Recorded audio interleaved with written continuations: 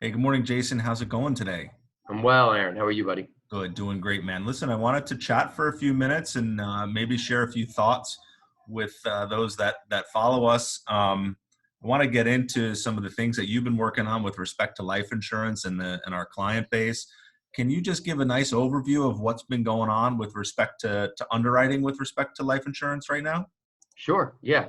Due to COVID-19 and just in general, life insurance carriers have been working with underwriting to make it more accelerated. The term is accelerated underwriting, making it seamless, streamlined, where they're doing all online applications, which is great to start the process. And then they have what's called a phone interview. It's a personal history interview. It's part B. It's all the medical questions and background questions. And then they decide whether or not to make an offer or take it to the next step, which may be a medical or an APS, which is medical records requested from a specific doctor. What would trigger that APS or those additional medical? Like what? Something in your history, something in your doctor records? What?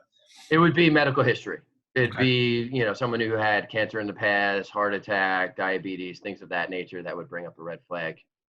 So I know there was some accelerated underwriting prior to the COVID issue that we're in right now. Do you see this going to be continuing more and more into the future, or just kind of like a intermediate thing? We're going to go more, or are we going to really see more accelerated underwriting and make it easier for the buyers? I see this being the new norm, if you will, Awesome. the new normal in life insurance, because it's just really streamlining the process. And we're dealing with a lot of millennials these days as well who want to see a much more streamlined process. So it caters to those individuals as well. Okay. Now, another thing, when we deal with a lot of small businesses over here, small and mid-sized businesses, what should business owners be looking at? There's a lot of disruption in industry, period. What should business owners and those that have business partners be looking at with respect to life insurance today? Yeah, so business owners, if they're worried about business continuation, need to, in my opinion, worry about two strategies: key person strategy, implementing life insurance as the funding mechanism, and also buy sell arrangements, also utilizing life insurance. Key person, just simply business owned life insurance on an employee that is vital to the business. If something was to happen to that employee, they want to make sure that the business is able to stay up and running. The buy-sell arrangement is for partnerships, small partnerships, where a partner happens to pass away and the business wants to be made whole, and the family of the surviving family, excuse me, also wants to be made whole. So an arrangement's put in place, and it's funded with life insurance.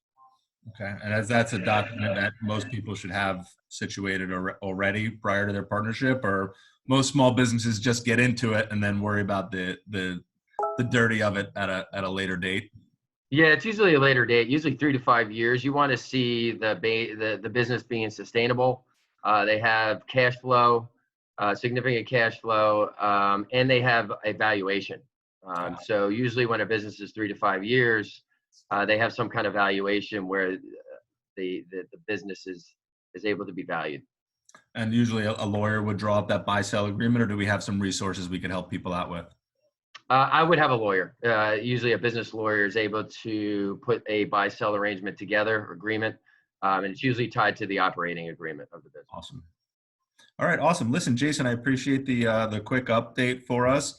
My If, pleasure. if people want to get in touch with you, they can reach us here at LG Insurance through any of our social channels, or your direct email is jason@lginsurancinc.com. And your best phone number, Jason, for people to reach out is? 646-281-6993. Awesome. I appreciate you. I'll talk to you soon. Sounds good, bud. Talk to you.